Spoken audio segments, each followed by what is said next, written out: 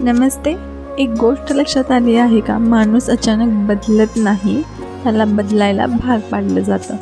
तुम्हाला कधी असं वाटलंय का की एखादा व्यक्ती अचानक खूप बदलला, त्याचं बोलणं, वागणं सगळं वेगळं झालं. पण खरं काय असतं माहिती आहे? कोणीही स्वतःच्या मनाने बदलत नाही.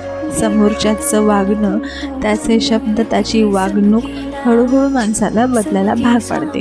कधी इग्नोर, कधी डिसरिस्पेक्ट, कधी तुटलेला विश्वास, हे सगळं एकत्र येतं आणि मग तोच माणूस ज्याला तुम्ही ओळखत होता तो राहत नाही. लक्षात ठेवा, बदल अचानक दिसतो पण त्यामागे खूप काही साठलेलं असतं.